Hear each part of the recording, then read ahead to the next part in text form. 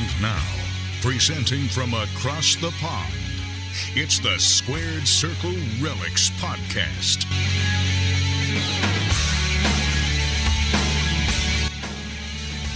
Welcome along to the Squared Circle Relics podcast. My name is Jamie Stocker. I am one of your hosts this week. I'm joined, as always, by Lloydy, one of the co-hosts. Good afternoon to you, Lloydy. How are you? Lloydy the Liberator. Thank you very much. Lloydy the Liberator's here. Yes. Now, we aren't joined by Chris this week. Now, a little bit of a change of the schedule. We have got a special guest here for our big topic this week. We are joined by Sam from Icon Trading Cards.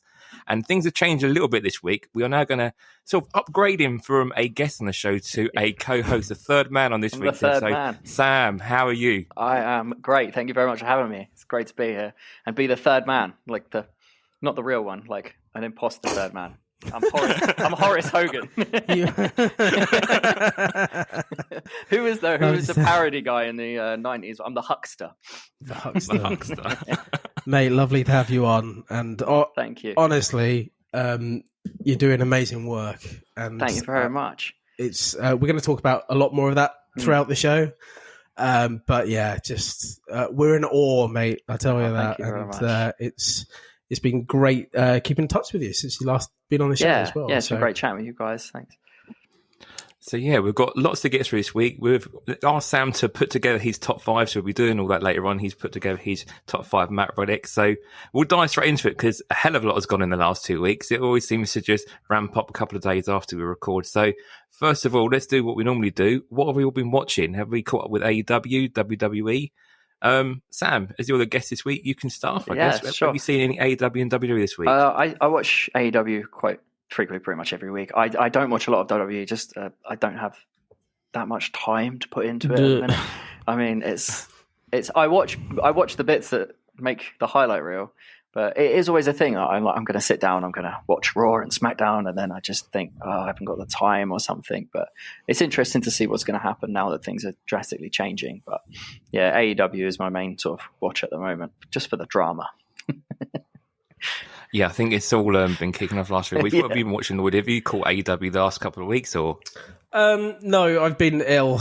And there's no excuse for me not watching wrestling. It's just, I haven't had the power, to be honest. I obviously know what's going on with, the thing is, it's like the things behind the scenes, yet again, they're still the most interesting.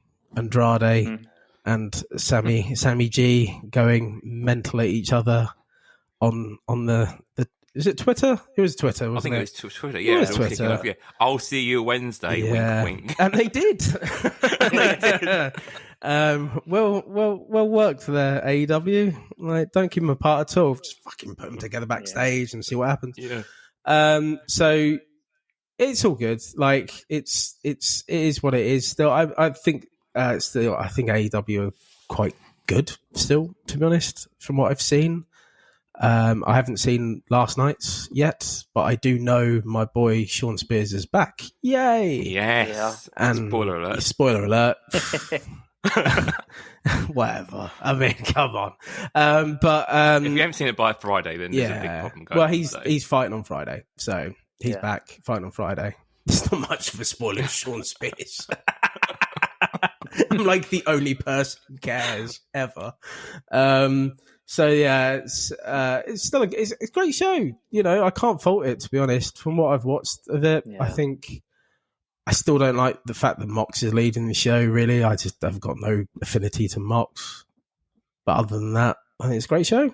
Jamie, I did watch last night. So I'm a creature of habit. I always watch it Thursday morning. So I watched last night's episode last night.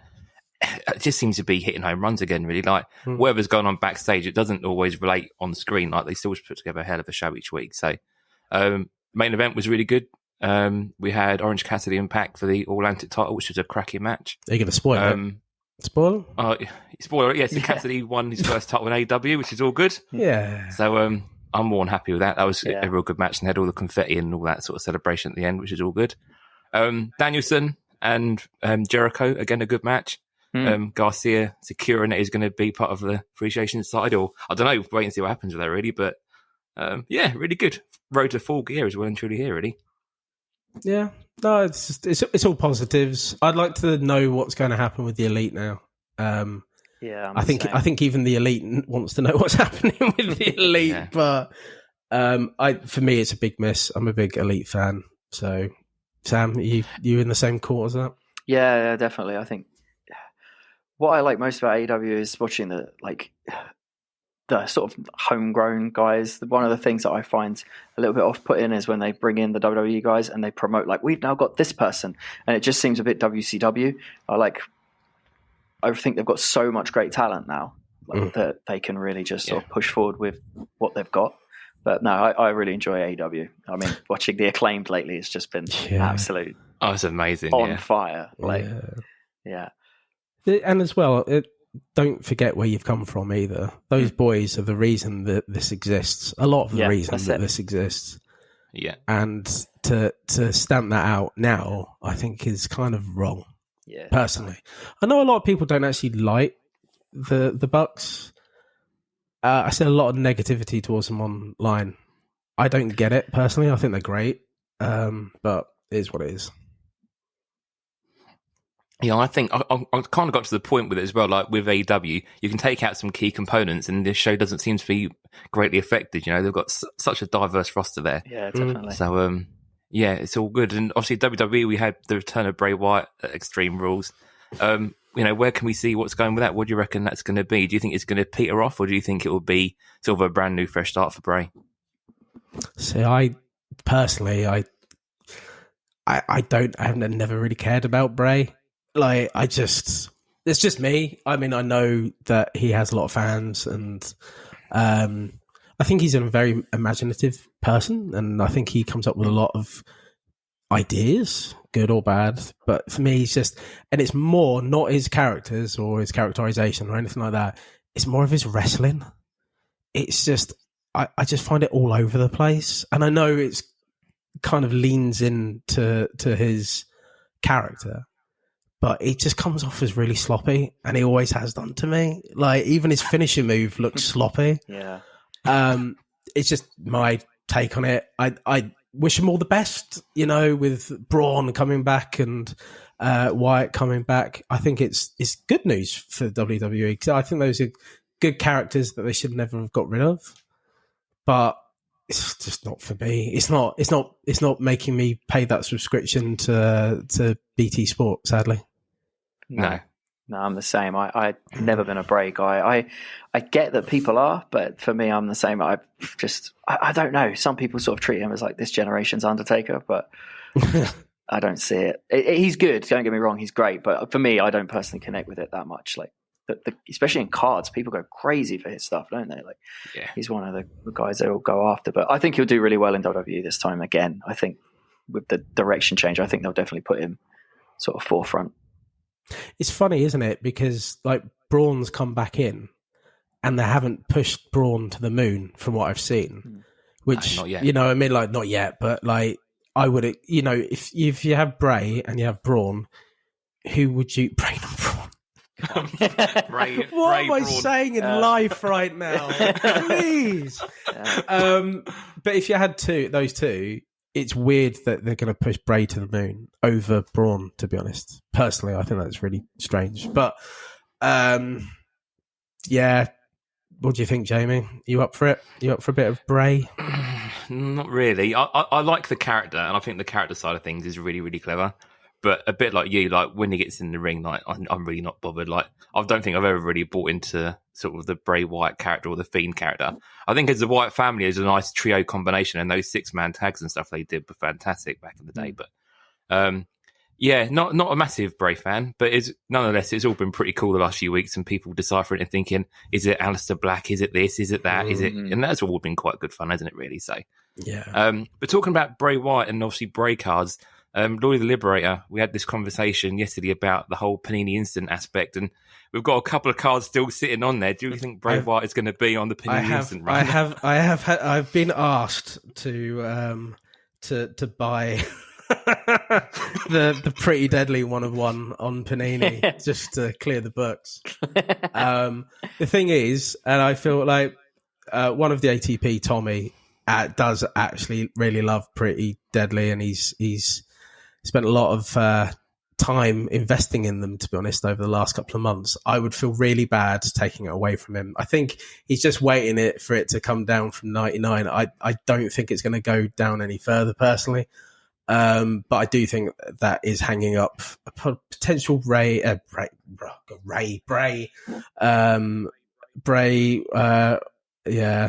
cards, but it's what it is. I just can't. I love those guys. I love Pretty Deadly. I've seen them wrestle in Milton Keynes many times. Yeah, I've seen them. Yeah, I've seen them in Braintree. I think I saw them. So Unit 9 in Milton Keynes. Go Wolverton. But I just can't do it. Knowing that I'd have it and Tommy's the fan, I'd feel really bad, to be honest. So not for me this time round, but hey, we're all liberators here. You know what I mean? Like, everyone listening, feel free, be a liberator. Don't just leave it to me. I've just got this feeling that obviously no one else is going to be picking up at this point. Like, if they were going to go for $100, someone would have already picked it up by now. And I kind of do hope that Tommy does decide to pick this one up and releases it. But yeah, if it does, and that does sort of move those cards on, if there's going to be a Bray there, would you get hold of any of those, do you think? Or are you not going to worry? What do you think the value in them is going to be? No, not personally. I mean, if it had a rookie card, but it's not, you know what I mean? So it's pointless. No. So going on with some more card news then. So up to date at the moment, AEW card news. So we're still waiting on final details for Flagship. So I think originally we had Steel City still showing it as the end of October. I think as of now, that's still the case. Dave Adams still has the end of November for Flagship. So again, we're really getting quite late in the year for Flagship. And then going on from there, we've got Blasters still sort of surfacing. You can still pick up Blasters, and there's actually some real good deals on Blasters on Steel City. They're doing a 20-box case at the minute for $449. And that was originally it's pretty much half price now. So if you want to do a big dive into Blasters, I think the pools are always pretty good in Blasters still at the moment, aren't they? So fancy treating yourself, grab 20 Blasters. Spectrum, still no real change in that either. Both are still saying end of November. Do we see those moving out? Do we think that's going to get any better? Sam, what do you reckon? You just never know with Upper Deck, do you? I'm not sure. They might come out. They might not come out. No. It'll be a massive shame if they skip into 2023. Yeah, that's all I'll say. I'm sure they won't, but I have nobody has any faith. Everyone's heard the reasons why. We'll get it, but one of the things I found really interesting. Sorry, I completely cut you off there, Lloydy. No, it's fine. One of the things I found really interesting from the interview with the Upper Deck guy on the on Carfound Pod was that they don't print their own cards, and Topps and Panini don't print their own cards. I would have thought they had manufacturing, at least Topps and Panini. That was baffling to me. So I assume they're all just getting them done in the same in the same manufacturing building or something. Well, I did not know that at all. I'm with you there. I mean, it's for me personally on that. It's very telling because you have Panini releasing a new product every month, and Upper Deck is months down the line. So fine, they don't have their own manufacturing. Nobody does, but on the scale of where they are in the totem pole, it's just very telling, and it's sad, really, because I think AEW is obviously. I'd like to say it's really hot. I think it was really hot. I think as soon as the next product comes out, it will be hot as the last one was. But it's been the entire year. It's coming up to a whole year from product to product. It's just embarrassing. Whatever the excuse is, I think it's embarrassing, and I feel sorry for them. But I just who would have thought Panini would have done this the right way? And to be honest, I think Panini have put out far too much product, to be fair. Yeah. But, here's what it is. I think AEW is still a hot product, though. You can pretty see that with, the match-dated moments. As soon as they go up, the golds and silvers attract a massive premium. People are, clambering over those, something mad. So, the demand for AEW is still massively there, isn't it? So, but you can't say that, EPAC, which has been great. It's been revolutionary. We've all in our purchases, we're going to be talking about it, obviously. It was the one big thing, right? And I get it.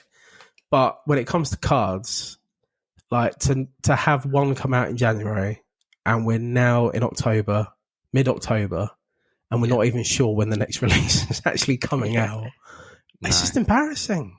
Like, I say, Phil from Sam, 100% right. Like, it is down to the manufacturing. We know this. Yeah. But just don't. I think the annoying thing is don't like announce something and then like I think Tommy like got Spectrum ordered in February. Yeah, he pre-ordered it in February. As soon as it went up, they had them preview cards and he pre-ordered them then. And I think he's asked for the money back now, hasn't he? I don't know. But how is that even possible? You know what I mean? Like, how can companies get away with that kind of thing? We have a right go at Panini on the show as well with regarding like customer care and stuff like that. Look at their redemptions. Bloody terrible. I know I'm going off topic, but like, I think mentioned Tommy again, he had like a redemption that's like, was it 600 days old or something ridiculous again? Yeah, like massively crazy. Stupid. But it's just don't announce something, don't promise something and not fulfill it or not be able to fulfill it. I just find that so wrong. But sorry, rant over. That's all right. Sorry. Well, let's hope for some good news with AEW in the next few weeks. Anyway, we're very, it's only going to be a couple of weeks away. So, as we hear more news, we'll let you guys know. But if you do want to get some 2021, obviously we're going to be coming up to Black Friday soon as well. So if we have got 2022 around the corner and you want to get some 21, you're going to get some good deals as well if you want to get a hold of them. So I do find it heartbreaking. That we mention this at like every show, every 2 weeks we mention this. And I find it heartbreaking that we're not going, you know what I mean? There is no definitive date, like that we can't talk about it. Like the next show, we want to talk about like hopefully flagship of AEW, you know what I mean? There's the big topic. Yeah. We can't guarantee that. It's crazy. Sorry, Jamie. I mean, no, it's right. I was going to say, while we're talking about like AEW stuff as well, so we had the match dated moments come out for Grand Slam, which is like the first time we've had Dynamite based match dated moments. And we had a Hook rookie, we've had an Acclaim rookie from this. Do you think they put these out as a result of flagship being delayed, or do you think this is always a plan to actually get these cards out sooner? And did you pick up any of them, you guys? I did not pick any up. I haven't done any e-pack. I've stayed away. I think it's something I've heard. It's not a bad thing. It's very addictive. I guess it's the problem. And I really tried to sort of hone my collection down and stuff. But with the e-pack, I've been so tempted that like I was original back in the day on Slam Attacks. Like I went nuts for that thing. And then when Topps lost it, and I was just like, all my cards are worthless. All my money's gone. Yeah, I'm there with you, mate. I'm there with you. But, I've got a great archive. Can you still access it, though, like and see all your cards and stuff? Yeah. So basically, they moved it from the app to a WWE archive, basically. So we're just waiting for them to go back to Topps, and hopefully it'll be there. Yeah. Hopefully. But no, I haven't picked up any of these. I haven't even got the app, so I haven't seen it. But I might venture after this, possibly. So I did. I think I speak for us all. The other hosts and Chris, who was not here, we did go in for it. I think that all of the ATP actually went in for it, didn't they, Jamie? We all went in quite heavy, really. I was lucky. Yeah, we broke our own rules a bit, didn't we? Yeah, we did. I mean, I was lucky. It took me 7 minutes to get the whole set, which was I was in and out very, very quickly into this and got the full set, so I was happy. I know, Jamie, you got the gold? Yeah, so I bought 3 packs. So I've always got this attitude that I won't buy more than I need to spend, really. So tight-fisted get. So I bought 3 packs and then got a gold on my first and then had nothing but duplicate Jerichos in the other packs. But I'll talk about in purchases, but I have now got a full set, but I'll tell that story during purchase, really. Yeah, so hooks are going like between $15 and $30, and like the Acclaim ones are going upwards of $80. So, if you get hold of those and you get duplicates, you can get a little bit of money there, really. Yeah, I thought the hook ones would be more. just because it's Hook and it's for his first card. I know it's got Action Bronson in it, and you can barely see Hook's face. Yeah. It's not the best rookie card of all It's not time, the best is start it? for him, is it? No. But I thought that would be to the moon. I'm glad the Acclaimed is like $80. It's that's where the money is, and it's a great looking card as well. So big Proper scissor action going on there. proper 3-way scissor action, filthy. Love it. All good stuff all around, really, isn't it, to be fair? And I know Chris went in for it. It took Chris a bit longer than it should have done. I feel really sorry I think, for Chris. But yeah, I do. Yeah, he went in quite heavy. I don't know how many packs he ended up buying, but he was desperate to try and get that goal, wasn't he, for some time? Yeah. He's got quite a few duplicates. So, Sam, if you did want to get on the E-Pack bandwagon, I'm sure you can do a bit of a few deals with him on there. But no, yeah, all round good, really. Just waiting to find out what else we've got coming out on Match Day at moments. No doubt will be a few weeks away now, but I tell you what, though, even though like there's some dodgy, it's just angles of people because I don't know. I don't know why, but I think they've potentially done it on purpose to save it for the big reveal of them and whatever. But generally, the photography and the match dated moments are really good. Yeah, I really like them. I really, really like professionally done. I'm like really quite shocked, to be honest. Yeah. And no, it's like the Jericho one was great. The Muta one was good. Even the Mox one was really good. So yeah, all positives. I think the Britt Baker from earlier on in the year as well. Like I think that's one of the best images of the year with her coming down the entranceway and stuff. Yeah. Can't disagree at all with that. I went heavy on Jade as well. So Sam, if you want. I think I've got 6 Jade rookie cards. I'm going to jump on this app. I will jump on it. So, yeah, all good. But yeah, moving on to WWE card news then. So lots and lots of Panini news. Lloydy, I know you're quite got a version of this side, the Panini Lucky envelopes. Very little is known about these. A bit of a strange one. So they started appearing on social media last week and they were sort of on a Chinese store with it, but we don't really know where the source of them actually is. And a lot of people were talking for a few days, but what's the background between these, Lloyd? You know quite a bit more about these Lucky envelopes. So from what I heard and what I saw, they were filtered in through California. Oh God, Phantom Planet. I think of the OC song, California. So yeah, they were filtered in through Cali, and I think they were being sold for about 300. So what? We don't know where from Asia they came from.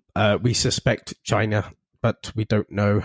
So anyway, 300, and what did that get you? 3 cards out of 8. So each card is out of 8.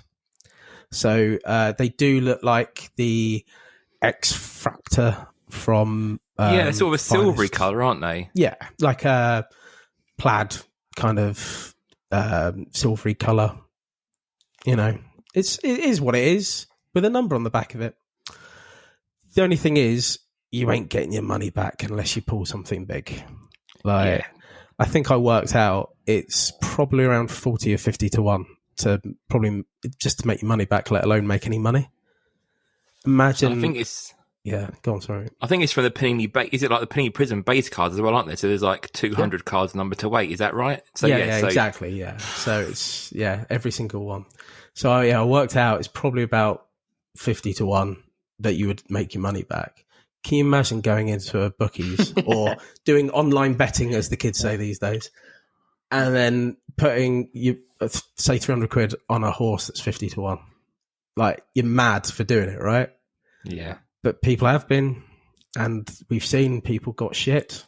So the thing is, people then come back surprised that they got 3 guys from NXT UK that they don't even know the names of or who the hell they are, and then they get surprised that they didn't get a Rock, and you think, well, yeah, there's only 8 of these cars, mate. You know what I mean? Like, it's unbelievable, really. I think you have to go into it knowing that you're going to lose your money. But you know what I mean? Like, I could buy one as a novelty, like buy 3, 4, 5. It's just like suicide, really, on cards, to be honest. It's crazy. A mate of mine who used to have a bit of a gambling problem said it's not gambling, it's buying fun. So there you go. Open them up and buy yourself some fun. Buy yourself some fun. Well, we were saying earlier on, Sam, weren't we, about when one of the things about the impeccable side of things, obviously the cost of an impeccable box, and what could you actually spend $500 on instead? It's just it's insane. So segue this nice into impeccable. So first off the line, it landed yesterday. All the people and whatnot were breaking it quite a lot. Official releases early part of next week, but again, first off the line, some real mega hits coming off here. All of us guys in the ATP chat, we were all sat watching the same stream last night, watching it unfold and breakers getting their hands on for the first time. Have we all seen some of the impeccable cards? What's our first thoughts? Who wants to start us off on impeccable? Go on, Sam. I really like it. I don't like a lot of product. I think I really like it. I don't know why. On card autographs for the ones that the majority that I've seen in the breaks. I saw the Hulk Hogan come out, and I saw like a Farouk come out, and I just thought I really like them. I like the checklist, but I'm not paying £570 for a box. That's sort of, it's always the way, isn't it? Where you're like, I really like it, but I'm not going to pay that and then pull, Bushwhacker Luke. Yeah, it's a great card, but Seeker. Yeah, Seeker. I mean, I like the look of it. I like the product, but as we're saying, I'd rather spend my £500 on a card that I know I want. Oh, I get you. So I think, sadly, for me, I don't like the design. I saw the design, and throughout all of the ones that I basically saw yesterday, I actually do like the red one that you actually get for first off the line. You get an extra red stainless steel like a metal card, isn't it? Yeah, it's nice. I think that looked quite cool. But the red and white, I don't know if you guys are Star Wars fans, but it just reminded me of the Salt Planet crate from Star Wars. That's an in-depth reference, Jesus. Yeah, sorry. But you know what I mean? It's if you put your foot through the red came out through the white kind of thing. That's how it kind of looks to me. Not a massive fan. I tell you what, though, the couple of things too. The first one, I do actually like the horizontal. No, sorry, that's the wrong one. Vertical one, because a lot of the cards that are signed are horizontal, but the vertical ones, like with their base, whatever, and it had basically the full picture of someone on the vertical, and like a shadow version of them in the background, whatever. Not that, a bit like the fantasy matches ones, isn't it? The finest sort of imagery, I guess, isn't it? Really, sort of that shadow effect. But it was like the full body, basically, and I really like that. I think that's really cool. I saw a really cool Arsenal one this morning, and a really cool Shotzi one as well. Both on Yankee Bay, both ridiculously priced on there. It's just crazy still, but I'm sure it will come down. But I like them. They were quite nice.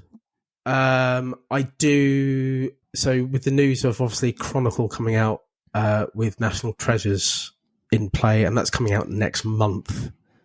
I think it was on the 16th of next month. It's very soon, isn't it? It's very soon. A month of the day, isn't it? And as soon as I saw those cards, I fell in love with those cards. I didn't fall in love with these cards. I fell in love with Chronicle cards. And I know Chronicle's a bit hit and miss. I know everyone loves National Treasures. But for me, if I was going to spend money, I'll spend money on Chronicle over this. I mean, 500 quid is, 600 quid really. Yeah. 500, and I think the only place at the minute it's available over here is Sports Card Trading at 570. Yeah, 570. Who's going to buy that, really? I mean, we all think it's going to come down in price. Is it going to be 500 quid? Maybe. It depends on the number. Some of them are 25 to 50. Is it going to be 500? Do you think that's a £500 card? Yeah. Well, the thing is, who would buy it for that money? I think a lot of cards are worth like £1,000, £2,000. I think a lot of them are, but you still have to find the buyer who's willing to shell out. Yeah, and we're kind of at a disadvantage being in the UK as well, because you've got people not willing to pay as much money as you will in America. So, because it's more of a hobby over there. So I guess the tough thing that I've found with it as well is obviously you're saying about the numbers of the cards. So someone like Austin, for example, his cards are all numbered to 98. So there's a lot more of those going to be out there. And obviously that price that you would expect a high price tag comes down a little bit more because whereas Alita is only numbered to 14, you do you think, well, that's going to be hard to come by, but she isn't the bigger name. So the pricing is going to be really weird to watch how this goes, really. But the cards themselves, I really quite like them. The first time I ever saw Impeccable Reese last night. I really like the look of them. Like I was saying, the vertical cards are quite nice, the horizontal ones. And the metal cards are really cool. That ounce of silver in them. Or ounce of gold. Jesus Christ. Even if the card was crap, like the gold itself is going to be worth a hell of a lot of money, isn't it? So if you don't like it, cut the gold out of it. Scrap it. They've always been known, haven't they, like for years as having like medallions in cards and stuff like that. Like you get a blaster and you're like, I got a medallion. Some people actually collect them, but like I would be always like, I got a medallion. But like this is just taking medallions to the next level, isn't it? Jesus, yeah. It's just like crazy.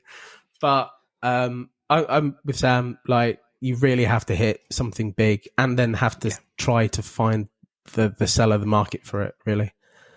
I don't know if that's really possible in the UK per se. I don't know if cards really between £500 and £1,000 work in the UK. I really don't. No. I don't think so at this moment. I think a lot of the cards, we're seeing cards that are nowhere near valued that amount of money being put up on UK eBay. And, we both look at these all the time and think, how the hell are you asking them these prices? I just don't know. Don't think we know how to price these cards over here at all, really, yet, do we?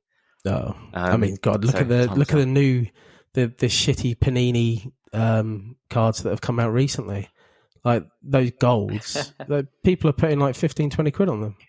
Yeah. Like, what are people thinking about? You know what I mean? It's just the UK market is off its head. It really is. There's a few people who get it, and the rest of the people who are just stumbled across something and gone, they either sell it. We've said it on there before, Sam. They either sell it really low or they sell it like 15,000 times more than it should be. Or don't even, there's no in between. Or don't even sell it at all. Yeah. I tell you what, with that new Panini set, though, what I do like are those Champions cards. They're pretty much, they've got a lot of white space all the way around it. And I think if you got those autographed, they would look really good. I've seen the Bret Hart. Yeah, it's not a bad shout. The Bret Hart looks great. The Austin card is incredible with him stood there with just the title over his shoulder. I think they look really good. I think if you got those signed, they'd be like really nice to get autographed. Because the base cards as well don't have any colour around them either. No. It's all just like plain white. It's a good shout. Yeah. I think if you got it signed as well, not that blue Sharpie like they have for the Impeccable ones, like that would really pop, wouldn't it? That's a really good idea. Yeah. It's just a shame some of the pictures are not I don't like, they've got The Rock, but they've got him holding like the newer title belt, and you're like, wow, come on, he should have done it like with the old school belt and stuff. That's not my Rock. No, that's it. You think, that would have been a perfect little set to get together, but it's still really good. I really like the design of that.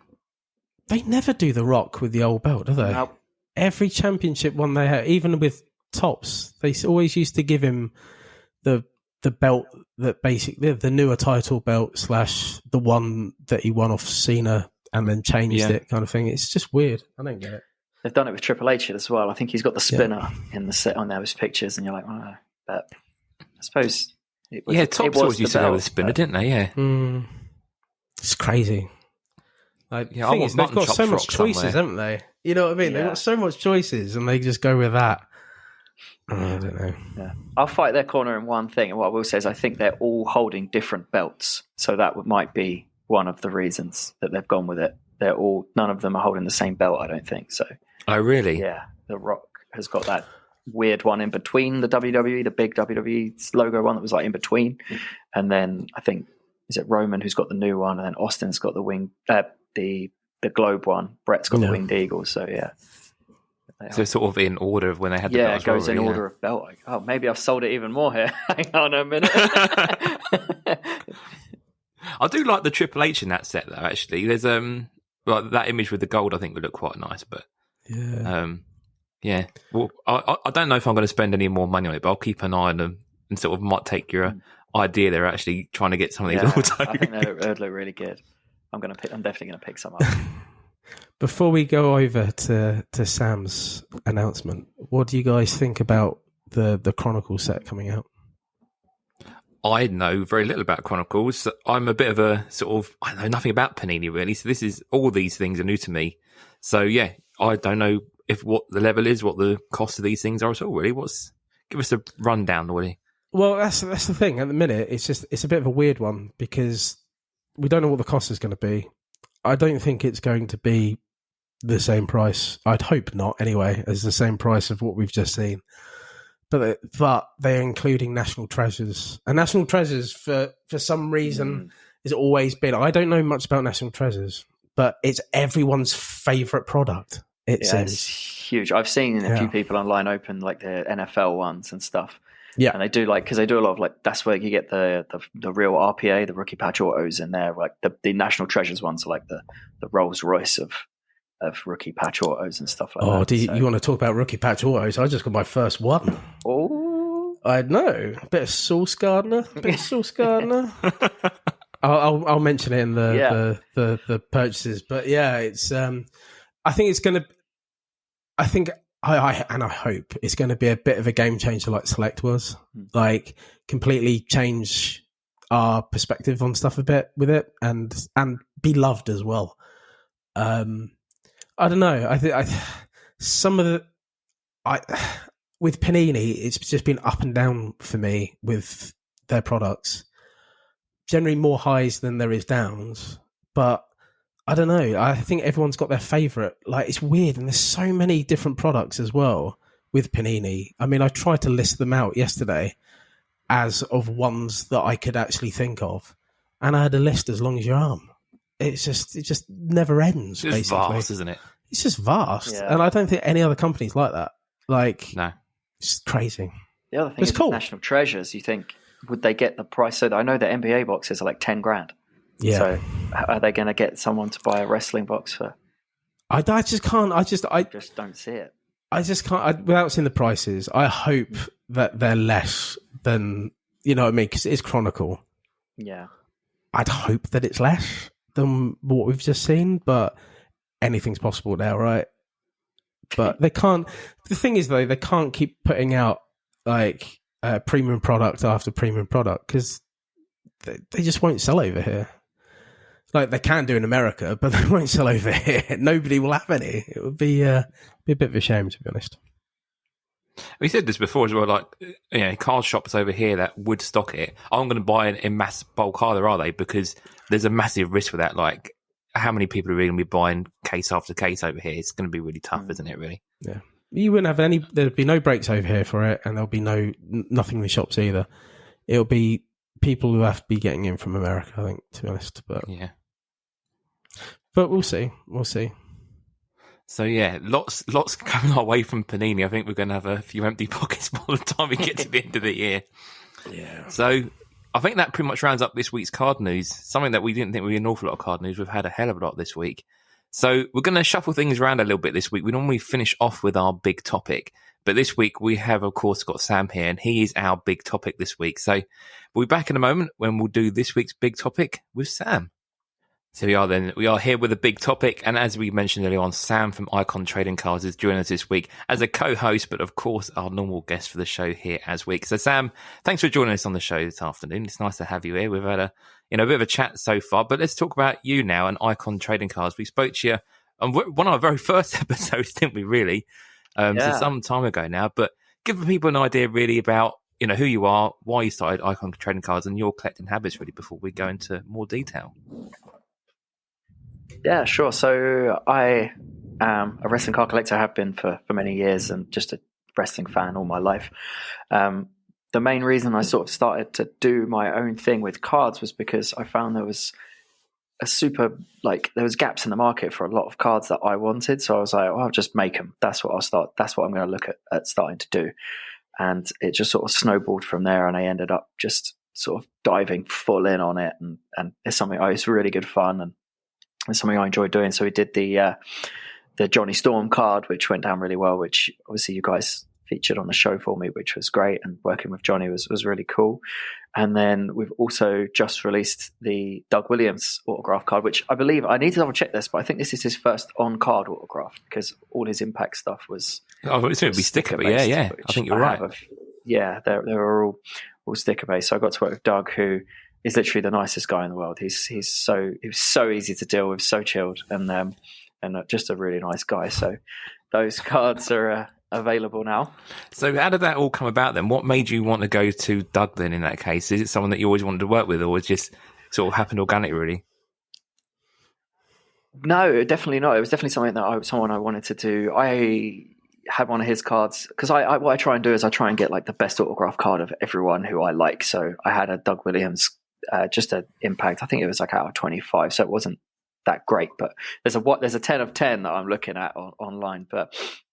I was like, I want to get an on-card autograph of his because I'm not the biggest sticker fan. So I was like, when it came to doing this, I was like, I'm gonna get Doug, especially because the Johnny Storm card went down so well that I was like, let's do Doug Williams. I think there's nobody in British wrestling who's got his body of work. He's just an absolute powerhouse in the ring and just such a tremendous wrestler. I think technician wise, he's unmatched for British wrestlers nowadays. Has been for many years, hasn't it? I mean, definitely. It's just crazy. Don't want to call him old, but no, 30 years. This is his 30th year in the business. He told me, 30 years. So crazy. It was good working with him. And then I'm excited to announce. Am I ready to announce? Is that okay? Well, I'll just before you go into that, I'll just say that his autograph is amazing on card. Like, just absolutely. Like, I can't believe we've not had an on card autograph of his before. Like, it's mad. It's great. He signed nice and big in the box. So, funny story. I sent him the cards. We did this one. He did them via the post. I sent him the cards, and he sent me some pictures of him signing them. And I said to him, "Hold up before you sign them." We switched the pen. I was like, "Switch it. I wanted to send you a blue. I got these new pens. They're the ones that Topps and Panini use. I found out online which ones they use, and they're blue." And it just made the whole thing pop. And I was just like, "Oh, I'm so glad we did that." And he was like, "Yeah, they look really good." And his massive auto in that. This is another thing that, I have his signed card, and on those stickers, they just can't. It's always going to be tiny, no matter how good of an autograph you had. We've seen people with incredible signatures like Bret Hart having to sign super small on a sticker, whereas his on-card autographs, you look at them and think they're unmatched. Like Bret Hart's on-card autograph, Jerry Lawler's on-card autograph. They're absolutely. Well, it doesn't seem to flow either. If it's on a sticker, they're very conscious of trying to keep their lines. Whereas when it's on card, you get that real freedom, don't you? And then they can really go with it. Yeah. Yeah, and this is one of the things about Panini as well. And I don't like their product, but I haven't bought any of their autograph cards just because, as an autograph collector, I want on card, and I do have some sticker autos if that's the only option. But when you look at someone like Stone Cold signing on a sticker versus he signs on cards, Stone Cold, his S is the card. He's like takes off all the. You're just like, that looks so good. So that is. We were talking about Triple this H earlier, as well. weren't we? Like Triple H as well. Like his on card, his sticker autograph. I mean, we could talk about John Cena and whatever, but Triple H just looks wrong on a sticker. It just looks so wrong, and it's just a shame. I think that's the one big thing that I think we miss about Topps. Is the lack of on card. But the only thing I like about stickers is sometimes, like, it's a bit holographic kind of thing, and it comes through, and it's sometimes it does look nice, the actual sticker, but the autograph looks terrible. Yeah, I don't get me wrong. I don't mind a sticker, but I would never choose it over likewise. A nice card. But there are certain ones where you think they look, they hold up. Especially, I understand the other thing that Panini may have is, I don't know if you could physically sign on those cards. A lot of you couldn't sign on a Prism card. It would just smear and wipe off. But So Crazy. that's an excuse for them anyway. Give us stickers. So how long was it that you obviously started talking to us? We spoke to you back in the summer with the Johnny Storm. Was it quite a long journey to sort of get the deal with Doug, or had you already had that in the works at that point in time, or was it quite a quick moving thing for you? No, it took like 4 days to get a deal done with Doug. He was super chilled, to be honest. I changed the card stock and I did a lot more testing with what I wanted to do. So I was very conscious that I was really happy with the Johnny Storm card, but I wanted to go further and I want to improve with every card. So I went to different printers and we did a bunch of tests. And I think that really shows in this Doug card. It looks incredible. I'm really happy with it. It has more of an old school feel where it's got the traditional card back and then it's printed on the front. And so that's sort of what's been holding me up. So now I've got probably 3 or 4 more cards that I can release in the next 2 months, but I didn't put any out for probably 2 months just because I was trying to perfect. The other thing was I got the card I wanted and I was like, this looks great. And then I signed on it myself and I just like it died into the card. No, like, mate. No way. no. The ink, it disappeared in. So I was like, hold the presses. And we had to go back to the drawing board. But there's so much that goes into trying to find the card stock and stuff, Yeah. I'm sounding like I'm just Well, He's on time at least. First of all, Upper Deck. yeah. First of all, Upper Deck, sign this guy up. Yeah, right. First of all, secondly, I call it the mechanics, right? And it's getting the mechanics right of it. So many companies obviously fall foul of it, obviously. Yeah. But I'm in awe of you, mate, for doing it. To be honest, like it's just. You're just not putting it out there and hitting and hoping. You know what I mean? You're really doing the legwork. I'm really trying. I enjoy it more than anything, and that's what I try and get across to people. Is as much as I'm selling cards, but I'm doing it because I enjoy it, and I'm making the cards I want. So don't think that when I make this Doug Williams card that I'm not like, I really like this. I have one now in my collection. So it's the same with all the others. When I reach out to someone, it's because I think I would like to buy this card. So hopefully other people would. I think know as well, like what you like in an autograph card and what you expect people would want out of a card when they buy one as well. And I know, Lloydy, have you yours in hand now, haven't you? I think yours turn up. Or are you still waiting with the Royal Mail strikes of Doug? Well, no Doug yet. My number 37 is still on its way. I rushed out to get yours guys posted to hope that they would get there for today, and then I remember we're striking a week. Yeah, it's sort of striking today. You bloody Royal Mailers. But no, we're just waiting eagerly now. Yeah, I wasn't expecting to get it at all, to be honest, this week because it's just 1 or 2 day hold ups, and it's just crazy. So when it comes, straight into the PC. Yeah, can't hopefully. wait. Yeah, I posted about it. They're in mags now with some nice stickers over the top. I think they just present a lot better. So I think they just look, it just adds to it, giving it that premium feel, which is what I wanted the cards to have. I always want, to make the best card I can because I want it as well. So that's cool, man. That's, that's a little bit extra than not a lot of people do. So that's cool, man. I like that. Go on then. Go on. Like, I'll give a before you do. This is the biggest announcement I think we're ever going to have on this show. No, for me personally, I've known about it for a couple of days, and so please go. It's blowing my mind already. It's going to be cool. It's going to be cool. So I'm going to be putting out my 3rd wrestling card of the year. So I'm not like Upper Deck. I will. I've made a deal. The cards are ready. They're going to be signed. Hopefully they'll be available in 2 weeks, but I have a deal agreed for the first ever autograph cards of the British wrestling legend Kendo Nagasaki, which is a card I'm so excited to do. I think it's going to be, it's the next level. I mean, everyone in England knows the name Kendo Nagasaki, who's, our age growing up. We were talking about it, Lloydy, watching, World of Sport with your granddad and just, watching Kendo Nagasaki. So that's going to be the next card out in the set. I've been thinking about this quite a lot. The first thing I would say is when you told me this, I punched the air. I don't normally punch the air for anything in my life, right? Maybe for a pizza. I don't know. I love a pizza. But, I do too.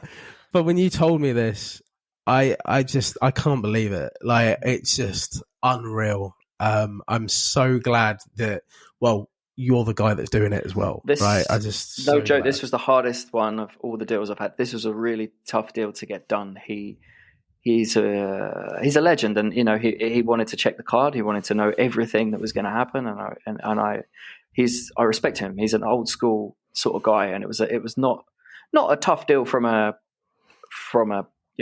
he's hard to work with, but it was a tough deal from trying to get the deal finalized and trying to convince him, we could do this, it'd be really good, and trying to tell him people would want this. And I think, it's a really nice thing. And in the end, we got the deal is done. Just got to hopefully be a week or so, and then I'll be ready to announce that they'll be available. Well, it just takes you to the next step, doesn't it, as well? Like, it shows you sort of the people you're working with, no disrespect to the other guys you've worked with, but like it does build up, and you have to build up your own reputation before you can approach these bigger names as such, And it's quite reassuring, I guess, for you to actually be able to now get to that point and sort of, get someone like this. Unbelievable, really. It's a big thing for me to be able to tell people I've made this card as well, for if I want to approach other people to say, we're working with Kendo Nagasaki on a signed card is really going to be something I can say for them to look at and go, oh, wow, he's done a lot of wrestling cards now, so maybe I can move forward with, other names. I don't know what you want to call it, like create your own card, like indie card, whatever you want to call it. This is the thing I've been thinking about. Name another debut autograph card that means so much, that has the legacy, that has the gravitas, more than this card that's ever been released as an indie card. No. I can't think of one. No, I appreciate that. I just can't. Like, I know it's not. Yeah, there was like one of those. He has a card, you know what I mean? But this is different, and I just can't think, mate. It's exciting. I know so many people have done it. It's just crazy. Yeah, no, I'm excited. I'm looking forward to getting them in hand, and then obviously getting them out to everyone. It'll be good fun. Yeah. Put 5 back. I need 5. Yeah, no worries. 37, but whichever one's but it's just... This was another thing where we were talking, Lloydy, about it. I was going to try and do parallels, and we spoke about doing a 1 of 5, a 1 of 1, but the way I work with the printers, they print minimum quantities, and they said you'd have to do 100 of every parallel. And I just said, this is the difference between me and the big guys. Obviously, mine are not quite there, but I hope to get to parallels at some stage. But I'm chuffed to have it out. But the dream is to carry on and be able to do a 1 of 1, a 1 of 5, a 1 of 10. But the printers, they weren't having it. No, I know, but it's something to is the next stages basically, if you can, because if like the amount of money that it would probably make to make the 1 of 1 of Kendo is, you probably would have got your money back, and it probably would have been me buying it. I'm going to phone him in a minute and go, print me 100 of this. Yeah, make a black version of it. Just make a black version. I should do that. I shouldn't release the others until the 1 of 1 has been bought on my website. That's a great idea, mate. Honestly, for me, I mean, we've talked about the legacy of it. It's just, I mean, I didn't know my mum's side, my granddad from my mum's side. I mean, my mum was like one of 5 kids, and she was the youngest, and her oldest brother was like 20 years older than him. So when I was born, he was already quite old. And the only thing that I remember and connected him with was wrestling. His name was Stanley as well. My kid's name is Stanley. So there's that. I mean, I'm getting a bit emotional here, but and I will get a bit emotional later on as well. But for me, it's just mental that this has never been done before. Yeah, that was the one that got me. That people like Leaf didn't pick him up, or because he worked in Stampede for years in Canada, and you think he won the title. Yeah, you think that people would have picked him up. Although what I can say I'd never seen until you sent it to me, Lloydy, was the disco ladder match. I mean, I've never seen it. That was I was just like, this is this is my life complete. I mean, yeah. I sent him. I've gone down a kendo mate, I need to check this out. And disco ladder match. Bring it back. The thing is, the disco music. So basically, it's a ladder match where there's a gold. I think Jamie's almost fallen over. There's a gold record at the top of the ladder. The record is held up by tinsel. The ladder has got tinsel over it as well. I think it's a gold ladder. Yeah, it's gold. And weirdly, like it's kind of like like War of the Worlds kind of construction over the top of the ring. And there's lights. It's like fairground almost. But it's not disco music. They play for half the match. It's kind of like it's kind of over here. I assume it's like in like really a ballroom somewhere or something. Was it or like yeah?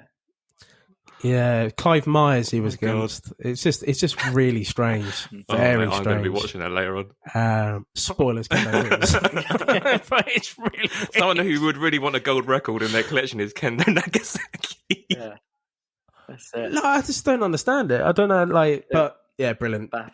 Joking aside, though, I don't know whether you guys follow like Chuckster and those sort of guys on Twitter, but they had a conversation about Kendo Nagasaki earlier on in the week, and I was like, my God, they're just chatting away. And the Americans still love him. You know, that appeal for Kendo is amazing over there. So, I think this will sell like hotcakes.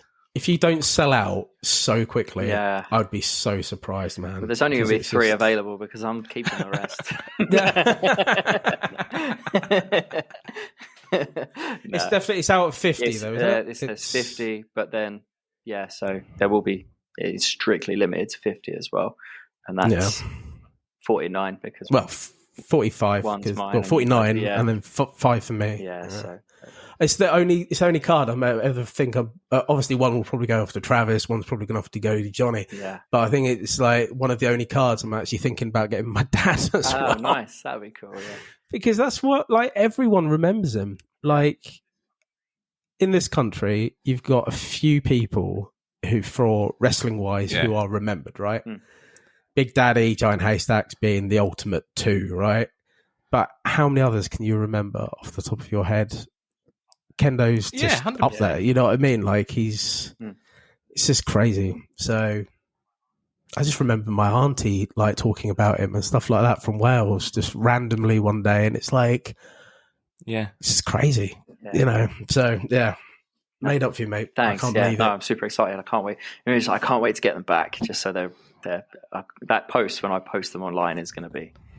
Just a tremendous moment. So when will we get, obviously you've announced it here, when will we get a preview of what they're going to look like, and when can people expect to see previews and obviously get their hands on them as well? I didn't think about that. Honestly, I was just going to release them, but I have, obviously they're ready. They're going to be at the printers. That'll be tomorrow. That's Friday. So it'll be before the show. Maybe we'll drop this on the day of the show. We will drop the picture of the card the day of the show release. That could be a cool. Nice. So watch this space. Yeah, I'll do that. You're salivating there, Lloydy, aren't you? Oh, mate, I'm just this. Obviously, it means so much, but I just can't believe it. I just can't believe it. This for me is it's stuff of legends that are made. You know what I mean? It's like I'm just glad. I feel privileged to obviously know you, Sam. Like but like seriously, like I just don't think that like this could have happened, to be honest. No. I obviously know Kendo is quite old as well. I think he's 80 now. Yeah, I think he's probably doesn't want me saying that on the podcast, but so you know what I mean, like what's achievable kind of thing. And as you say, Jamie, Leafs never picked him up. No, so many different card companies over the years have had this chance, and for you to secure us as an independent guy, you know, start up his own thing. Kudos to you, mate. It's fantastic work. Thanks a lot. No. Yeah. Great stuff. Right, so Sam, we know you said this at the beginning of the show. We're not going to turf you out now. We know you got your top 5, so we'll move on to our purchase of the week. And I don't know if you want to include this as a purchase of the week, but we'll move on to that as our next part of the show. So we're now moving into our purchase. We're still joined by Sam from Icon Trading Cards. Sam, thank you for sticking with us for the rest of the show. Thanks for having me. We've now got another special guest join us this afternoon. Someone we weren't expecting to join us. Chris. Hello. Welcome back. How are you doing? All right, mate? Yeah, been better, but yeah, I'm here, and that's what matters. So, yeah, good to be done for the day, I think. I bet you are, mate.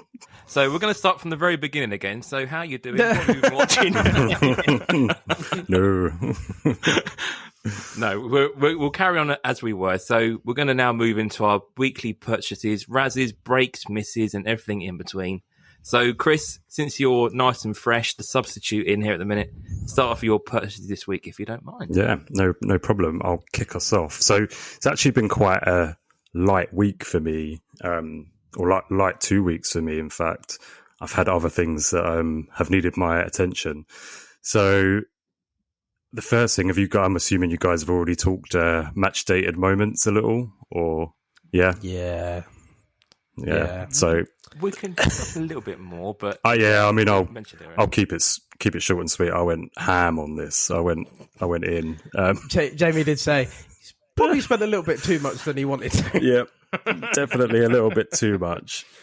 So 22 packs in the end to get the whole set. I tried relentlessly to trade with someone my extra silver for a gold, and it just wasn't happening. So yeah, we did a few of those. Other than that, I've got a couple of FTR cards. So FTR Upper Deck Canvas. So I pulled one of those on e-pack. So yeah, I was happy with that. And then I picked up two, so a Dax and a Cash to 199. It was the main features one. I think it's green to 199. Other than that, I haven't really bought any other wrestling stuff. I've been buying cards, just football cards. So I've been buying quite a lot of Topps Merlin. I don't know if you guys have seen that release at all. I have, but it's over my cards. Tumbleweed. So yeah, I picked up a load of those this week. And no breaks either. I'm waiting on Impeccable, I think, and hopefully some AEW. But I'll just really quickly touch on this. So I did enter an NBA break, and I got quite a random error card, which is quite cool. So I think I've spoken about it before. Anthony Edwards, he plays for the team I support, the Timberwolves. He was a rookie in the 2020 season. Mm. So this is now, I was in a break for Prism Fast Break 2022. So he's in his like second year, so he's not a rookie anymore. But one of the inserts, he has the rookie card logo on it. So it's quite a cool little error. It doesn't happen very often with this sort of thing, especially for like the top rookies. So yeah, I got a Fast Break, one of those. It doesn't normally. They don't normally put rookie on inserts either. Like, no, so that's it. Yeah, that's weird. Even more weird. It's really, really strange. There is a not a Fast Break version, just a base version on eBay at the moment, SGC 9.5. And it's up for about 140 quid. So my Fast Break one, I'm hoping, is worth a little bit more than that. But yeah, that's about it from me. I'm hoping you guys have bought a few more wrestling cards than I have. So I can lead into that. I too have strayed. I feel like I've done the dirty on wrestling cards. Yeah. Yeah, so have I actually. We'll go through. You told me this was a wrestling card know what podcast. I mean? Sorry. So, obviously, match dated moments. It was the biggest thing over the last 2 weeks. I think considering how bad they are at making physical cards, they are very good at making virtual cards into physical cards at some point. So no, that was really cool. I think it took me 14 to get the set, and I'm sure I bought another couple on top just to see if I could do anything more, and nothing came up. I did buy another. I bought a couple of just normal packs as well. Hit nothing from them. Thought I'd give them a go. Yeah, same. Try my luck. It's a bit of a strange habit. I do the same thing. I buy a couple of match day moments, and then a flagship just for the sake of it to see what comes out of it for $12. You know, Yeah. just $12. It's all right. Well, Actually, what a waste this was. You've got a chance of hitting, like, because there are hobby packs. You've got a chance for like, you say $11, $12, whatever it is. You got a chance to hitting something good. So, but nothing going on that. I did. Anything else on Upper Deck? Oh yeah, we didn't cover it earlier on. The rookie. The rookie card that they did in Rouge. I bought one. Didn't get silver, but I didn't care. It is what it is. Anyone else going for those? I went for one pack of Rouge just to try my luck for a silver, but yeah, just one Rouge. Yeah, nothing. No Rouge for me. Nothing. No Rouge. nothing going for me on that one, sadly. But WWE. So purchases wise, I bought a couple of cards, not a lot. I bought the Bron Breakker Panini Instant. You know, the one he's done a couple. There's one where he's like holding out the title, like Sheamus kind of thing. Like, anyway, it came out a while ago. It was one of the first ones. I purchased that on eBay probably around 2 weeks ago. Still haven't got it. Guys had COVID. Can't wait for that to come in the post now. Detox. Have you seen the like Simpsons with like the Osaka flu? Yeah. Like, open up this box and these like things come out. I'm already ill as shit, man. I don't need COVID on fucking top. Fuck's sakes. Anyway, so I've got that to look forward to. These Panini shitty cards, the new ones that came out, the European cards. I bought 2 golds. They're only a couple of quid each. I got the Macho Man, which was good. It's, you know, it's in. Yeah. Give me the crap. And that was okay. That's gone into the PC. I did buy Nikki Bella. Sadly, the corner's mashed, so I've got it here. It's not going to go in the PC. Mate. It's going to go in the box outside. Sadly. So, but I only lost a couple of quid. Like, that's, if it's a couple of quid, I don't mind. I do know that I have to get like Sasha for Travis. I'm sure I have to get Solo for Johnny as well, and I need to get Bron for myself. But I'm not paying the prices at the minute. I'm going to wait for them to come down and down and down, and then pounce. But in what state they're going to be, I don't know. They're just absolutely terrible cards in my opinion. I know a lot of people in the UK are loving them so far. Good on you, but it's just like, if that's what you like, then fine. But it's just not for me. Yes. Lloydy, send me that Nikki Bella and I'll pog it up for you. I'll put it into a slammer and then you can have it in the post, all right? For the PC. That'd be quite funny. I will do that. Thank you. That's all right, mate. I didn't even think about that. That's really cool. Long live the Pog. We don't mention Pogs for a good 5 weeks. So come on, Pog love. Do you know what? Dinged cards, post them to me. I'll pog them. Yeah. Someone messaged me today saying they have 500 packs of unopened Pogs. WWF ones. I know. I think he's American. What's going on with the French? Oh, mate. That's mad. God knows. I did see someone put on like a box. It was like the box was all broken up, but the packets were in it, and he wanted like 200 quid for the box or something like that. I was like, "There's no way you're going to get that for that." But wow, yeah, no. each their own. Other purchases. So I did get a couple of deliveries. So my BCB break that I did. So I did 2. The second one is one I won the out of 10 dual auto. The first one I did well on the Orgasmo people. I can't. What are they called? Legado, Orgasmo, Phantasmo. What are they called? Escobar's lot. Let's just say Escobar's. We're not going to solve this for you. You just have to say it as possibly can. And we'll just I'm going down this hole. Call it the episode. I'm going down this hole. But anyway, so I got like number cards. I got the patch auto to 25, which had like triple color on it. Really nice. That's for DJZ. Really nice. I did get a lot of base. So I know on the second break, I'm not getting any base, but he sent all the base on this break. and I got 25 base Bronebreaker cards. Wow. 5 of which have gone into the PC because they're unique, and the rest are just duplicates. I got 16 Electra Lopez cards as well. My God. I was like, oh my God, what have I done? So I know, but he cut it out for the next one. He's just sending the hits from the next one. Sensible, So, yeah. I also got a delivery from Travis. I know he's been ill the last couple of days as well with me. I think we've infected each other intercontinentally.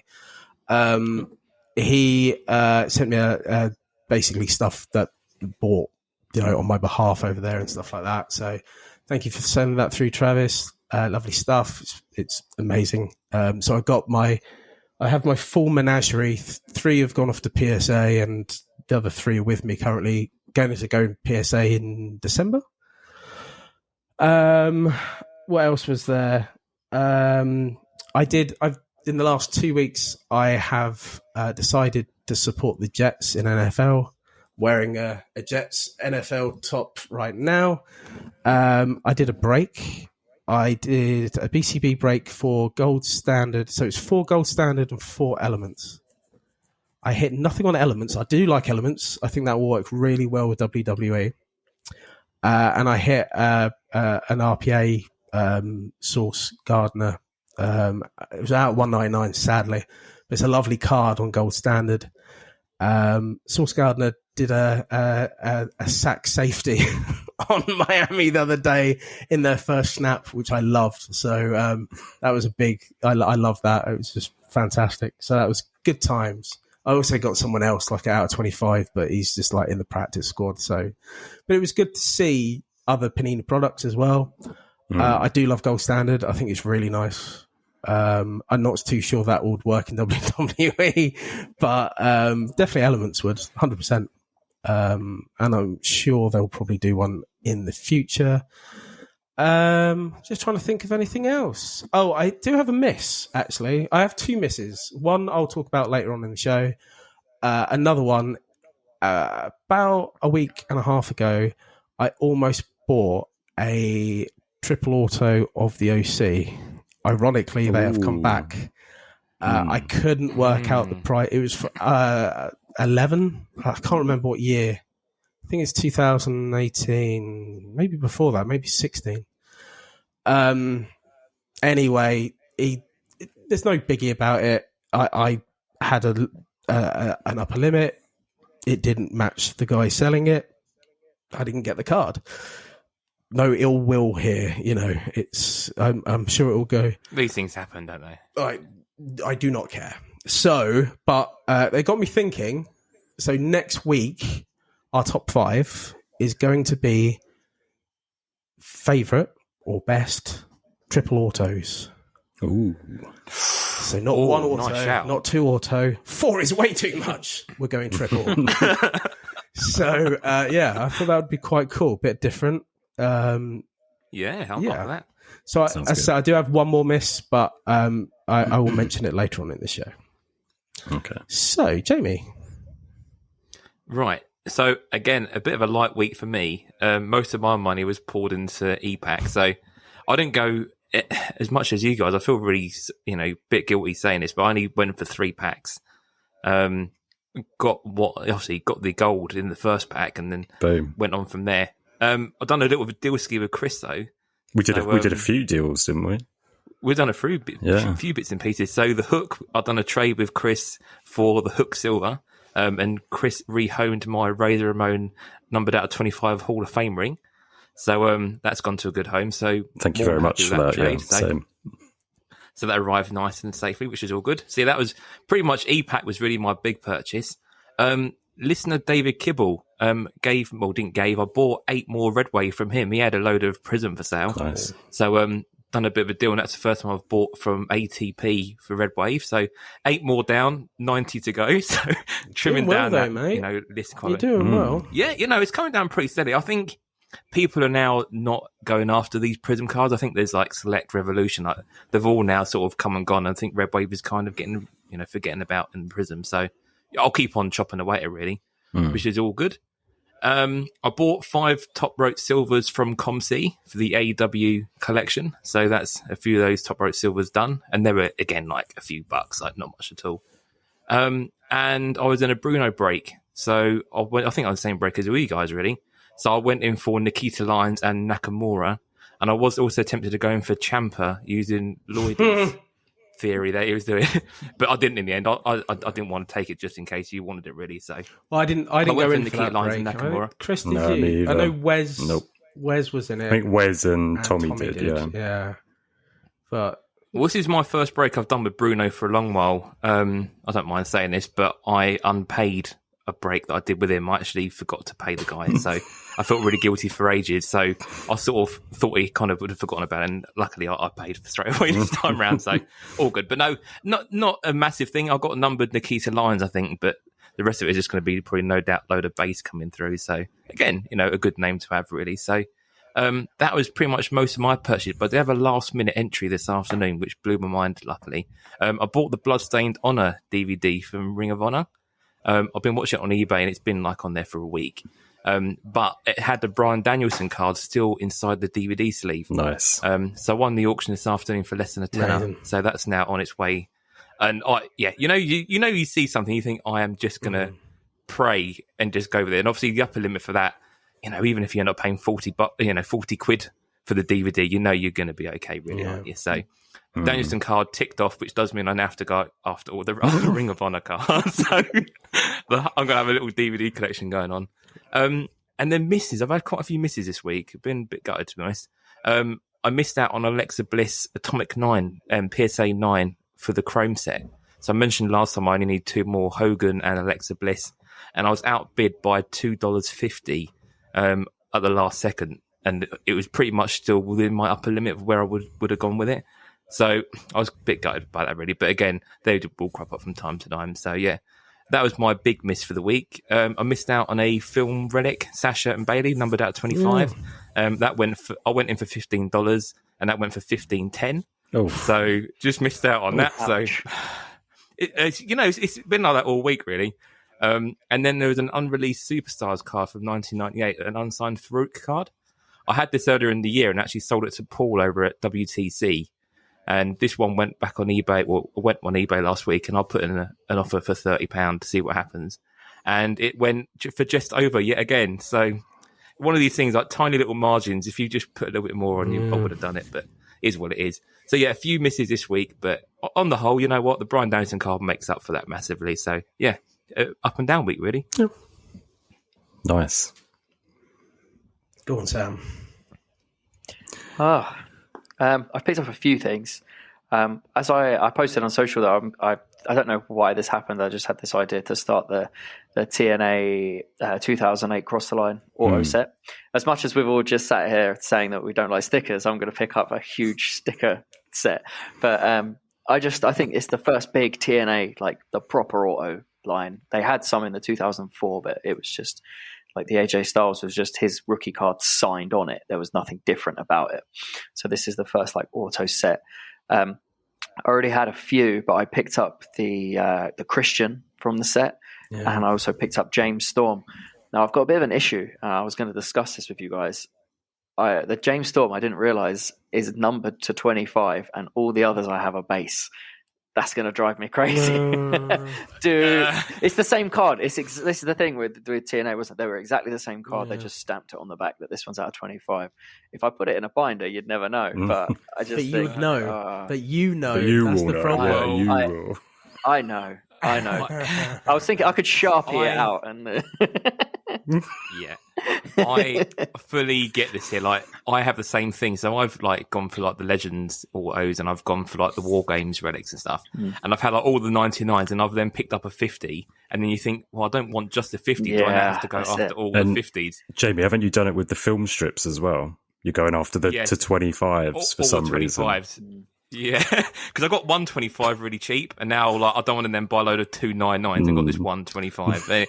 It's the thrill of the chase, Sam. Really, like, what do you feel happy with? Do you feel happy going after it, or just maybe move that one on and just go back to the base? My whole idea was just you're early on, aren't you? Yeah, that's it. It was just to do the base run and then say I've got all of the autographs that were in the set, because there's nobody who's exclusive to numbers, so you effectively got them all. But I'll hang on to it. What I'll do, I'll hang on to it for now, and then if I see a James Storm pop that's up, the thing. If you that's see a good idea. If you see a James Storm pop up, it's not going to be that much. You know what I mean? To That's bring it. in Yeah. and stuff like that. That's the thing. This one was so cheap, I didn't even realize it's like out of 25. You're like, you can still pick it up for like £6. And you're just like, this is baffling. But yeah, I've decided to do that run. Other ones I picked up, recently just picked up a 2014 Gold Natalia, which was I saw it online. It was super cheap, and I thought I've not got any of the golds from that set. I got it here actually. It's quite a nice one. I thought it's one of those ones where super. That set seems to be getting some love, the 2014 gold. So I thought I'd pick that up, and then is that to 50? That is to 50. Yeah, 50, they're nice. I like the gold chromes. I think they're just nice cards. And then just a couple of other bits. The Bossman autograph from the 99 SmackDown set, which we discussed before coming on. I've decided to do the same thing as with the TNA. I had a few of them already. I had the Al Snow, the D'Lo Brown, and the Tory. And then when the Bossman came up, I thought, well, that's the hardest one. So if I get that, I think it's the hardest. Well, it's one of the hardest ones. It is pretty much, it is. Yeah. So I got that, and then I just need to do the last couple. And the other things, I picked up a next in line Sami Zayn auto, just because I like Sami Zayn, and I thought this is his rookie auto. I really like this set as well. If you ever want a 101, we know who's got one. Tommy pulled a 101. Oh, so nice. he's been trying to sell it for ages. So right. What, Sami Zayn? Yeah, yeah, from Heritage, the last Heritage. Oh, we might need to. He pulled it live discuss. as well, which was insane. Nice. He was trying to hold his nut down when he pulled it, and I was like, just let it go, let it go. But yeah, is that the one we all put in stupid bids for? We all put in like £3.50 and stuff. No, do you remember? No, so was that something else? He just had a box and he opened it live. And no, but when he had it on eBay, he's on eBay. Do you remember? That was the bids. Was that something else? So, sorry, Sam. Sorry to interrupt. So no. We basically constantly play pranks on each other. I'm normally the one instigating, but I don't mean to. It comes into my brain. So he was complaining about. So he had an Andre Prism. That was it, Andre. Out of 25, I want to say it was Mojo. Yeah, like a Mojo, big card, and he was complaining about people like making stupid bids. So I went in there for like £4 or something like that, and then he literally lost his shit because he didn't see who it was from, and then Chris and Jamie pulled in after that, and it was just like then he sort of cottoned on after that, didn't he? Yeah. He's like, I knew it was you boys from your addresses. Yeah. Like, oh no! So Sam, don't be concerned if you get a Velveteen Dream in the post. That's one game we continuously play with each other. It's been going round for the last couple of months now. Good times. He's got some air miles. Let's put it that way. It's currently with Wes. Just a quick thing. About the TNA set as well, obviously going after him, that is kind of a bit like our WCW of that generation. Like they had autos for everybody in that 2000, mid 2000 set. Like Mike Tenay had an auto. So I think even Dixie Carter's probably got an auto, I think, in that set as well. So definitely one to get. There aren't going to be many people who've gone after them. I think what I like about it is it's one of those ones where there's a big set, but it's achievable. It's not going to be something where you're going to have to. It's something you could go after, and probably if you wanted to do it in a few months, you could. But I'm just going to pick them up as and when I see them come up for reasonable prices. But it's just one of those ones where you think, it's a fun set and it's got some good names in it, and it's pretty achievable. But yeah, it's exciting. I like doing random ones. I need to pick up a Shark Boy. I've been I have a little Shark Boy PC, so I've got his auto from that. I've got his gold auto from the set before. I've got his printing plate from the one-of-one printing plate from that. I've always liked the like weird characters. So speaking of autographs, the triples for next week, I think he had one with Curryman in the set. He had it was him, Curryman, and who was the other person in it? There was somebody else. I can't remember, but it was one of the triple autos that I saw and was like, that looks so cool. I want to get that. Yeah. He was a great character. And when he did the Stone Cold the fishy line. Oh, Shell. Yeah, everyone loved that. It's brilliant. Yeah. No, I've always like gravitated towards that. I like one of Al Snow as well. I love Al Snow. I collect his like randomly trying to like piece a bit of Al Snow. Just always like the sort of more crazy characters rather than the obvious ones. But yeah. The last thing I picked up, this is pretty cool actually. I've been trying to get hold of one of these for a while. So this is proper vintage. This is this is an 1887 Joe Acton. This is the first ever wrestling set. And I managed to find one online for not too bad of a price. And I was thinking about doing a set of like a card from every single year. Yeah. So this is like the first one. And then I've actually got the second year as well. So it's like sort of something to add in. But I really like picking up the really vintage stuff as well. Yeah. We've discussed that on the ATP side, really. Like, it's just amazing. I mean, it goes back so like turn of the century, 1900s, doesn't it? You know what I mean? So it's the Cigarillo cards and stuff like that. It's so cool, you know. And it's such a shame we don't know anything about these people. Because I was going to say that. Yeah. Well, you say that. The big ones that I started to collect, I've got the rookie of Frank Gotch and George Hackenschmidt, who are sort of the two bigger names that you can get from like pioneers of wrestling. And those are two that sell for pretty good money. But out there's a massive set of the wrestlers and Frank Gotch and George Hackenschmidt from that year of the Ogden's one. So the only two I've like heard people still speak of a lot. But yeah. Yeah, I think, and this is the perfect conversation for this. Like, people get swamped in with modern sets and obviously what's going to be the big thing, but there's so many old cards that are just forgotten about that people can just still pick up really well. And like, you think these are like getting on to 140 years old, you know? Yeah, it's crazy. It's incredible. Yeah, it's crazy. Like, where have they been? You know what I mean? Like, yeah. Crazy. Yeah. The other thing is, a fun thing about being in the UK is if you go into like antique shops, they've always got books of cigarette cards, and that's like, I always go in and I can flick through, and I found some boxing ones, and I've never found any wrestling ones, but I found boxing, and you can find, I think if you've seen like the Walt Disney from one of the sets goes for like an absolute fortune and stuff like that. Yeah, so it's good fun. They're things you can actively find, like if you're out hunting here, something just to flick through. But yes. Crate digging for card collectors. Yeah. So yeah, we've had we've all had a good mix all round, really. We've had highs and lows, and yeah, it's nice to hear someone else's purchase week, Sam. So thank you for last minute putting together your purchase for us. So let's move on now to the top 5 and Mega 5. So I think this one's going to be, we say this every single time, this one's going to be a bit of a tough one. I think we've all got reasons why we've picked certain cards, but this week it's our favourite Mat Relics. So we've gone through our top 5 specific Mat Relics or moments in wrestling that have been immortalised in card form, and we're going to work through our Mega 5. So Chris, again, I think you're still fresh. We can do the second half now. Don't need to sub you off. No, you can I'm open good. up our top 5 this week. Top 5, just top 5, except no substitutes. That should be the tagline for. Okay. I'll make a note. No subs. No subs.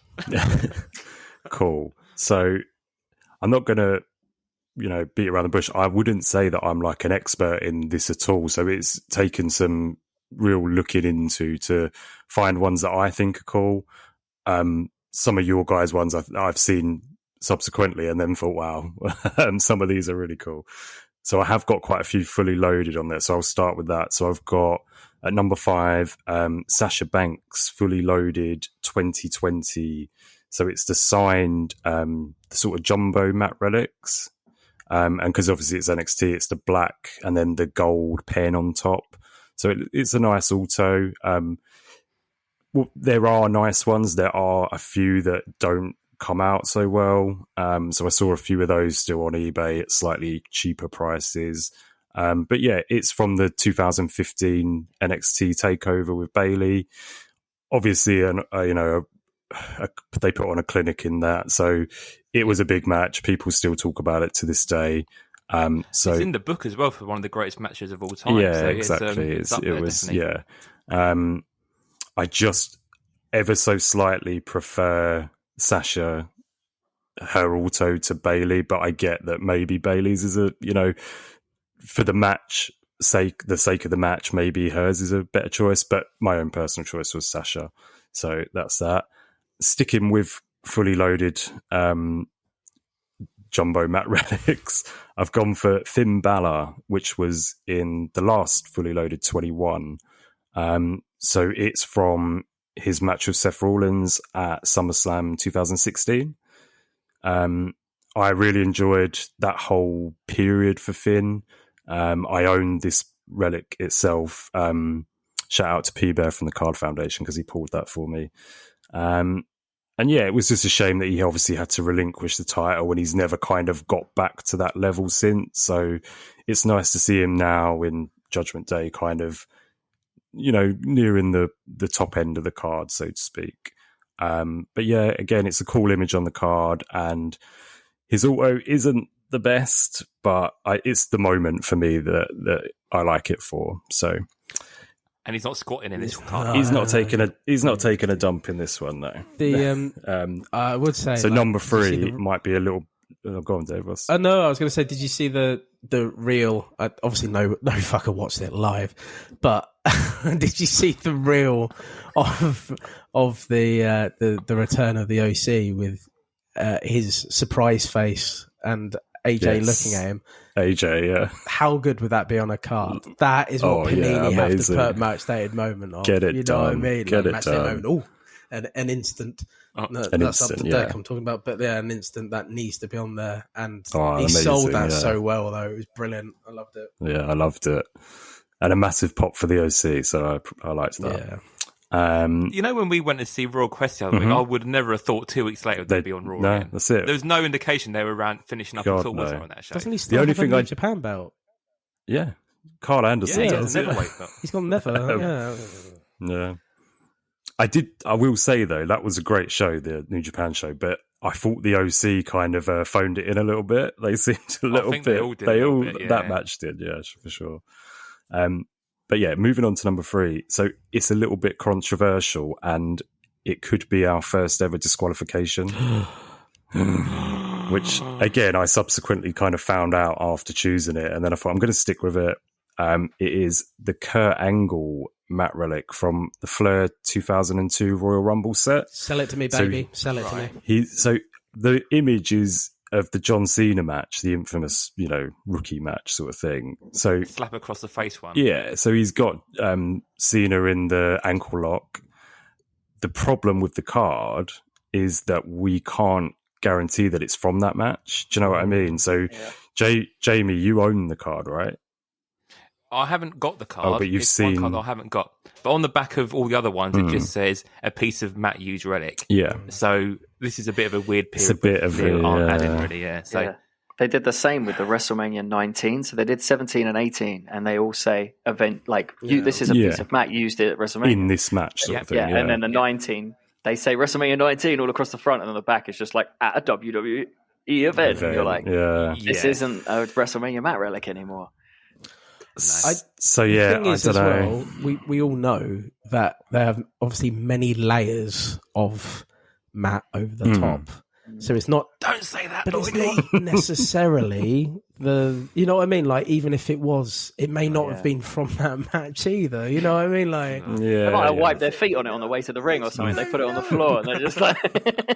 But we've heard this with shirt relics and people going, "Well, I never wore that shirt. Like, how can that be a relic?" And you have to believe what you're being sold, and even if it's not, it still is. You know what I mean? Like, you can't prove either way it's not. No, that's it. So a bit of a grey one. So it's a cool image on the front. I prefer it to Cena's kind of actual rookie card. It's in the same set, so at number 2, I've gone for Sam just mentioned the set. The Rock versus Stone Cold Steve Austin from the Flair Championship Clash 2001 set. It's from the WrestleMania 17 world title match. It's just an iconic card. I would love to own it. I just can't see it happening. There you go. Sam does. Yeah, I love this card. Full disclosure, Sam's just showed us it on screen. Sorry, I forget it's an audio podcast. I love this card. I realise this card. It's really cool. It's like peak Rock and Austin for me. Really, really cool. So that's number 2. Number 1 is Charlotte Flair. So it's, again, fully loaded, tops fully loaded, 2021. It's Jumbo Mat Relic again, signed. It's from WrestleMania 32, which was in 2016, where she wins. She goes in with the Divas title, so the picture is the Divas title. And because of obviously it's kind of a color match with it, because her gear and the belt, it's just a beautiful card. I'm trying to track one down at the moment, but again, like the Sasha I spoke about a minute ago, there's a few questionable autos on it. So there's one on eBay at the moment that's a half decent price. The guys sent me a few offers, but because I've seen ones with really nice autos, I'm like, yeah, I might just hold off on this. But yeah, definitely in the market for that. And yeah, it's one of my favorite WrestleManias on the whole, just because of I really enjoyed wrestling at that time, and it was the one where Zack Ryder wins the IC championship, and I'm a massive Ryder mark. So yeah, so that's number 1 for me. Who is up next? Jamie?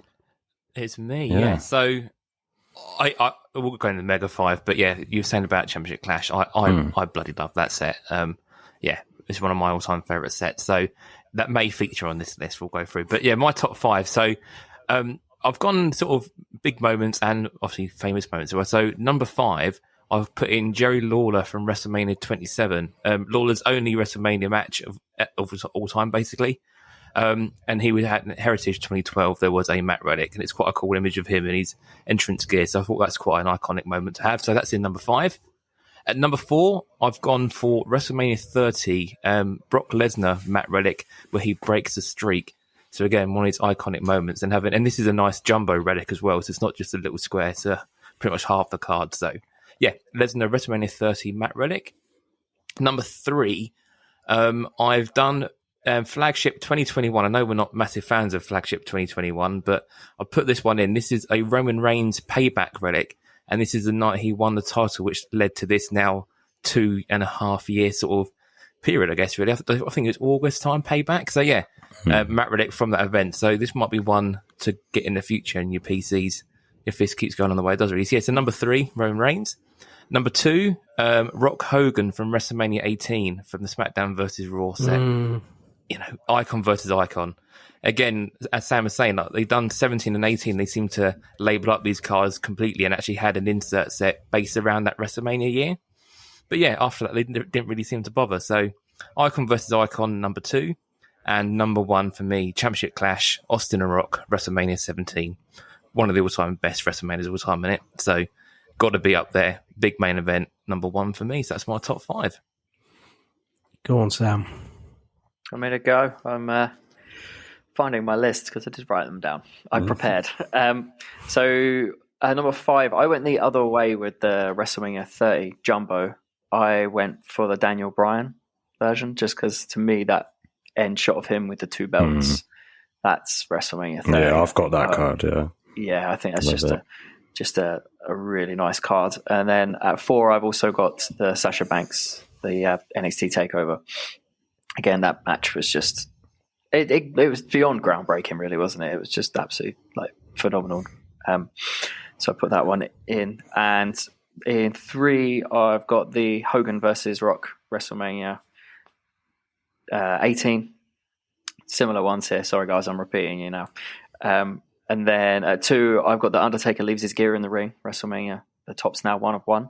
To be fair, I think if you could only own one, that might be the one. It's a 1 of 1. I'm not sure, but I still think everyone else. Sorry, go on, Joe.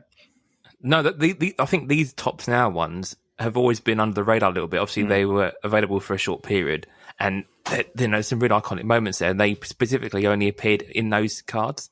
So, Taker leaving his gear in the ring, everyone will remember. You had people in tears and all sorts, didn't you? That was that last moment. So, yeah that's a really good shout. And then number 1, the WrestleMania 17 Rock versus Austin. Sorry, I think that's this. When I was looking for Mat Relics, this was the one that I was always like, I really want that one. And I think a lot of people, even though it's probably printed in quite high numbers, it's still quite a sought after card. It's going up in price as well. Like as it becomes more and more down the line, it is attracted a massive price now. So yeah, it's going to just keep going up as WrestleMania 17 keeps coming around for anniversaries and all sorts, really. Cool. Yeah, I think that's me. So you can tell where we're going with the Mega 5, and I think our life is going to be a lot easier actually going into the Mega 5 today, because there's common themes, right? I'm going to flip the switch just a tiny bit. I gave this about 2.5 second thought after our last. You were quick with it. I was quick with it. I just knew. I knew basically. I would say. I knew them all generally before I wrote them down, what I was going to have. So it is a bit. The first two are self-serving, but screw it, it's my list. Yeah, it's your list. So Sheamus. So it's Money in the Bank 2019, but from Money in the Bank 2015, the one he won. The reason that's self-serving is I was there. I was in Columbus, Ohio, watching it, and I do own the one of 5, I believe, the black of it. So that's always going to be in my PC. I also have that they do the little pictures with the little bit of canvas in it as well. Oh, like the Euroshop type thing. Yeah, I do have that. Yeah. I'll take a photograph of it and I'll put it up in the group at some point, but I do own that as well. It was on my wall for many years, not so much since we moved into this house, but I'll put it up. The next one, so Tops, I laugh because this is ridiculous. So Tops WWE WrestleMania 28, 2012, Daniel Bryan. So I was there in Miami. It's the only WrestleMania I went to.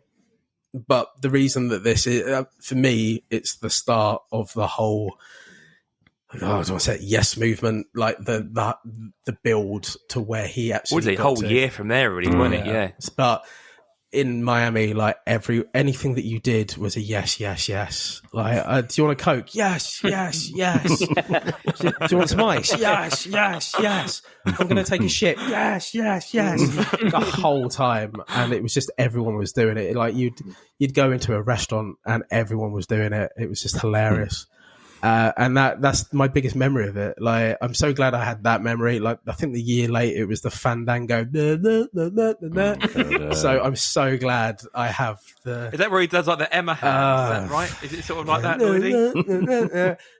Screw that. But I'm so glad I have the yes, yes, yes in my brain. So it had to be that, even though there's so many other relics of that WrestleMania. But for me, that's just hilarious. The next one, I said I was going to be soppy twice. The next one is my soppy, and the next one is my miss as well. So that was WWE Now 2021 Bianca Belair WrestleMania 37. So the reason that this is soppy for me is that obviously I wasn't there. However, this is the WrestleMania that's after all the lockdowns. It's the first time that you had the crowd back after a couple of years.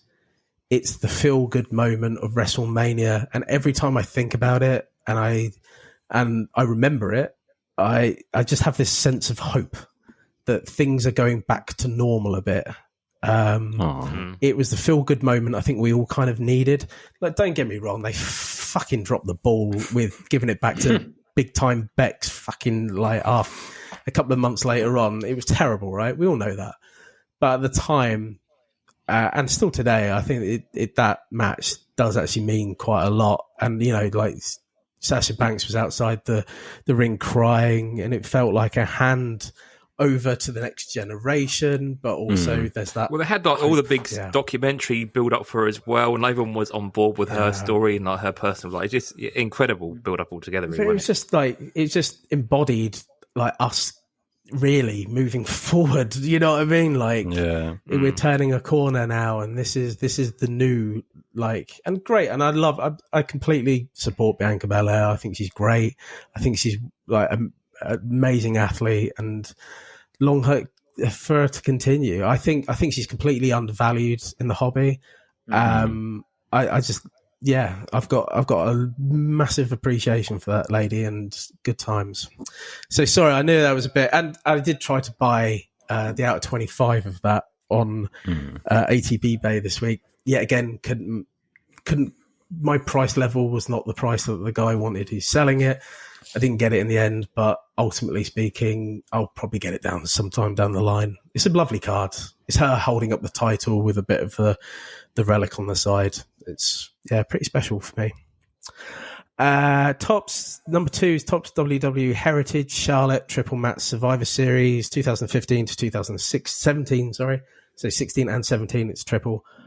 We've spoken about. I won't go on about this one because Jamie, we've spoken about this at length before. I'm sure on one of the shows. I know we both love this relic. It's really nice. I do. Yet again, another person I believe in the hobby that doesn't get any love in the hobby really is Charlotte. I'm a big fan of Charlotte. Really, I've been watching her since the NXT days. I just remember watching her first match on NXT, going, I know that she's related to Flair, but she's just going to be massive. Surpassed completely. And she, the other 4 horsewomen, she's completely surpassed them. You know what I mean? Like, and I think generally it's just down to her talent. It's just a shame that she doesn't get the love, really. And number 1 was Tops Fully Loaded 2020 Bayley 2015 NXT TakeOver Brooklyn. It's the best women's match of all time. Debatable, but it is. And I know that you had the Sasha one, Chris, but ultimately speaking, Bayley won. And Sasha was, I agree. And Sasha was number 1 last week, so I thought give Bayley a go. Too right. Yeah. We obviously mentioned this earlier on about big auto as well. Those fully loaded cards allow people to really do their full auto without any restrictions as well. Like Bayley with like the big Bs and all that, and you know, fully loaded, I think, is a really underrated set, and you can pick up those cards in like the lower parallels for a really good price if you're Arsenal. Definitely one to look out for. But just a footnote before we go to the Mega 5. How did you guys go through? Did you like type in specific moments? Well, actually, I went through specific moments and sort of didn't know if they had cards existed of them. Is that the kind of sort of thing you did as well, or did you have an idea that these cards already existed? With mine, the only one that I knew existed was the one that I had, and as I said, I had the Daniel Bryan as well, but I've used that in a previous top 5, so I didn't want to use it again. You can always use stuff again, man. It's cool. I wanted to spice it up a bit. I just researched for a good sort of few nights, all different cards. So I used like wrestling trading cards, and was at the bottom of the set. He'll kind of just do a few like footnotes about it. So yeah, just a lot of research for me. I didn't really know that a lot of these cards existed, to be perfectly honest. Like you guys. Yeah, mine was a lot of research. I've done more research on this than ever, really. Same. Took me 4 minutes. It really did. But yours are personal though, aren't they? So yeah, you've got the stories. No, I knew. Like I had to. Yeah, we talked about the Charlotte one before, right? And I knew that I was going to go in there. Bayley, like, and I'll go on this a bit about the 2020 set, but I think the only time that I looked is on that 2020 set to be like, which one? Because there's so many. Yeah. But we'll talk about that in the Mega 5, right? But Sam, what about you?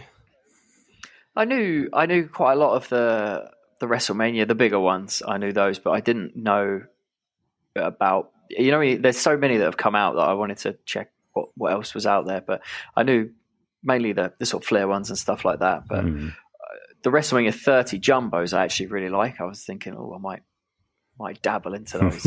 But one of the things I often wonder about is like if they did cards. Can you imagine if they did it like back in the day and you could buy like a WrestleMania 3 Mat Relic with like Hogan slamming Andre or like a SummerSlam 92. I just think, oh man, if they had cards of like relics back then, they'd have been so cool. They'd go for a fortune. Even like this year, like Panini haven't done any Mat Relics this year, and I was like trying to go through to see if there's any like WrestleManias from this year or like big moments of like Edgy's come back from the Rumble like that hasn't got a Mat Relic anywhere. You think that would be a well nice Mat Relic to have had. There's a lot of big events. I know we've said before Mat Relics aren't the most enthralling thing in the world, but for the right event and the right type thing. You can get some really nice pieces of memorabilia, really, and they're cheaper than the plaques ultimately. So. I think if they had some validity where you knew they were the like top layer, like you knew what they were, and there wasn't this debate around, well, was it used? Was it like one of the layers? If they were specific, then there'd be a lot more sort of collector base out there. The same like we were saying with the shirts of, did they put it on or did they not? Like it's one of those things. But I think Fleer weren't shy about having bloodstained Mat Relics either. They liked a bit of blood droplets on them, didn't they? So this is another thing I was going to bring up. Sorry, I feel like I'm chatting away, but was sometimes when I see those blood Mat Relics, I think I could make that if I went and got some fake blood. Yeah, true. Oh, went and put it makes on my a point. Mat Relic. Makes a point. Yeah, I see it with the shirts as well because I've got one of the the Rock and Sock, the dual shirt relic, and I saw another one, and the guy had like bloodstains on the white Mick Foley shirt, and I thought I could make that on mine. I haven't, obviously, but it makes you wonder. Yeah, literally. Yeah, you just start to think, I don't know about bloodstains. No. So, right, are we all ready to try and do a Mega 5? Yeah. I think it's pretty bloody easy this week, to be honest. I think we've just had a good chat about Mat Relics and famous moments, really, haven't we? But we'll do it nonetheless. We'll do the full circle. So, cool. If we're ready, we'll get the countdown clock started.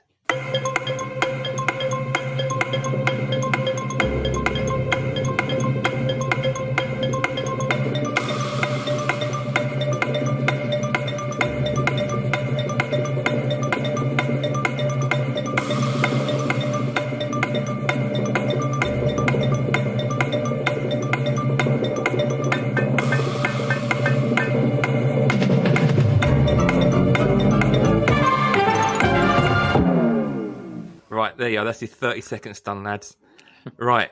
Where did we start? Where are we going to go from here? Who wants to give their Mega 5 list options first of all? Or what's people's ideas? Well, I think 1, 2, 3 is easy, right?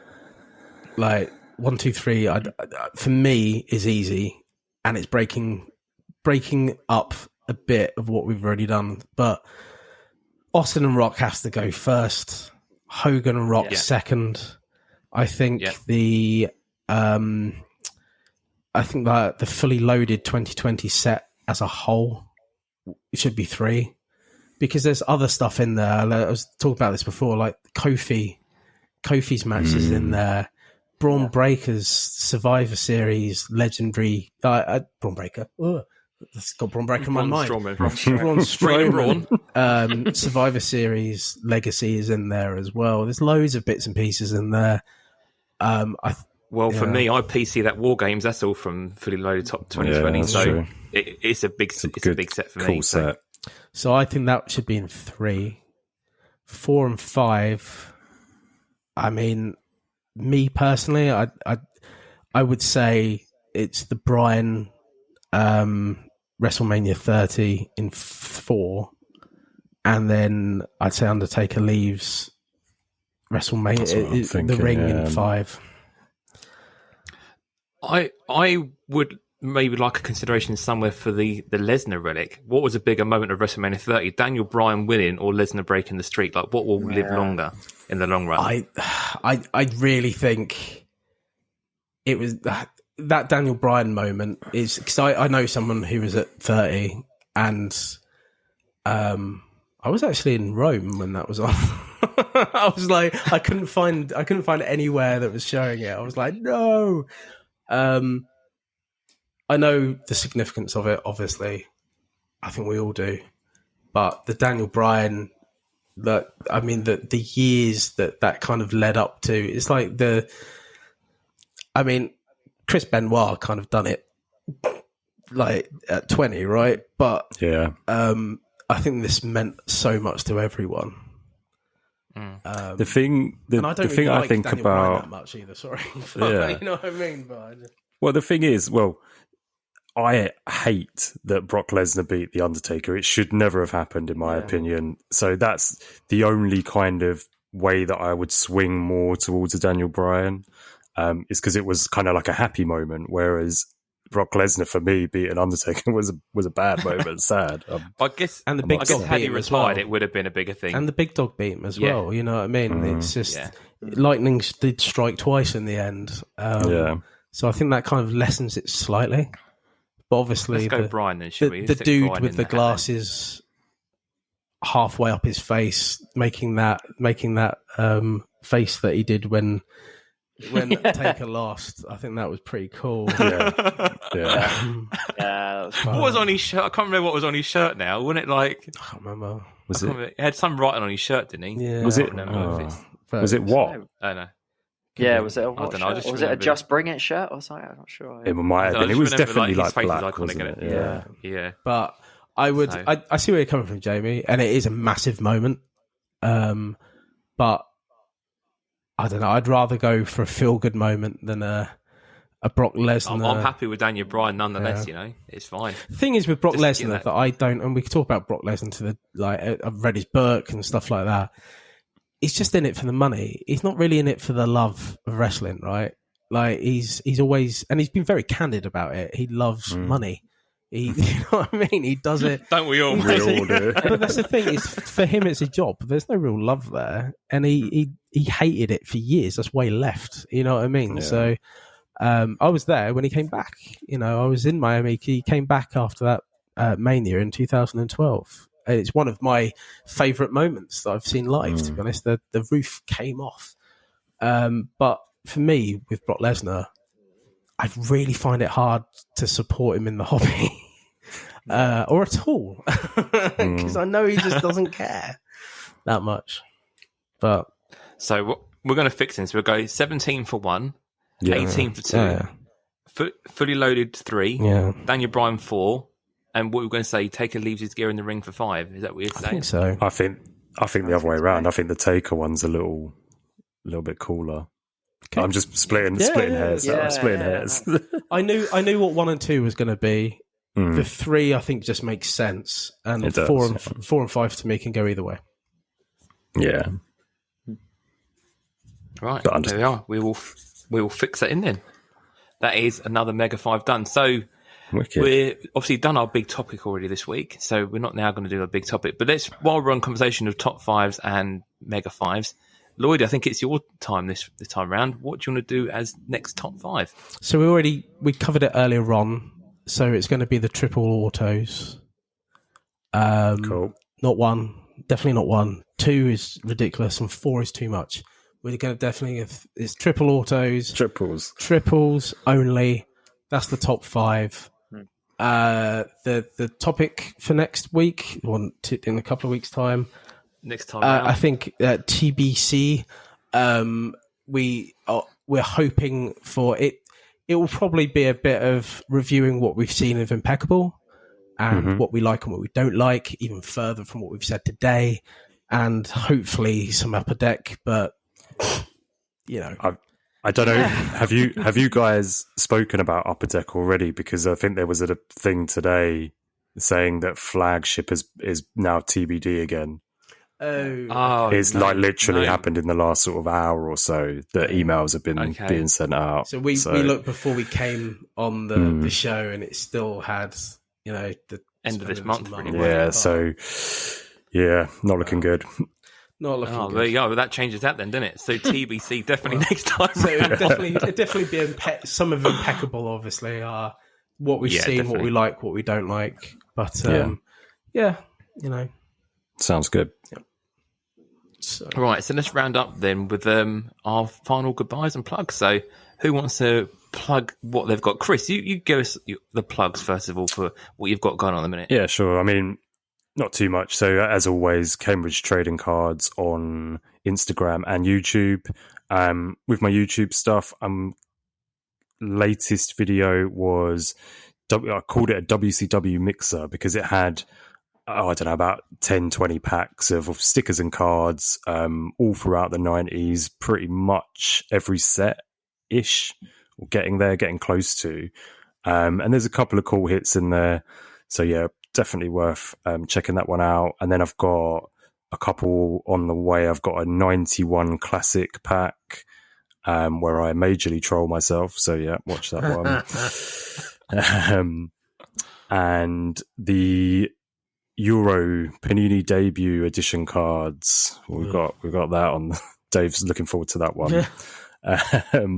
And I will just say I'm getting really close to my 100th video, so I'm going to do a little throwback and open the same cards that I opened in my first video. So if you want to find out what that will be, go watch the first video and you will find out. How about you guys, Dave? That Instagram handle changed yet? No, D underscore Lloydy boy. I don't think you can. D underscore Lloydy boy. Still the same. Come by and say hello, and we'll talk about wrestling cards. Yay! I will get back to you. Obviously, I'm not one of those people that's just like, nah, don't want to speak to that person. Seen and then no reply.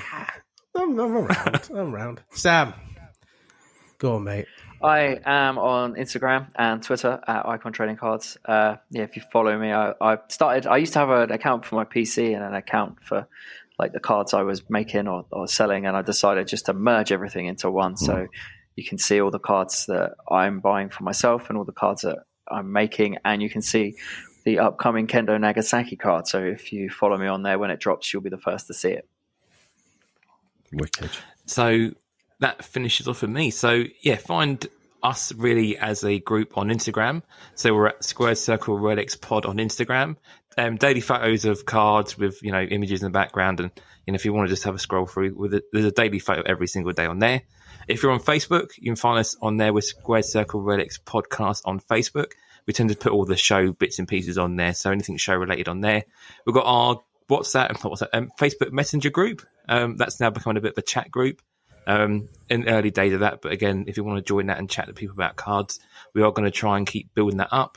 And if you want to find me personally, I do a lot of card stuff on Twitter, so I'm at Jamie Stocker on Twitter, so you can message me, have a chat on there, and that's pretty much it for us, really. So finally, Sam, thank you for joining this Thank week you so and much for having being me. an extended guest. It's been great to delve into cards a bit more with you, and as Lloydy said earlier on, like always an open door. If you ever want to come on, Thank just you very let much. us know.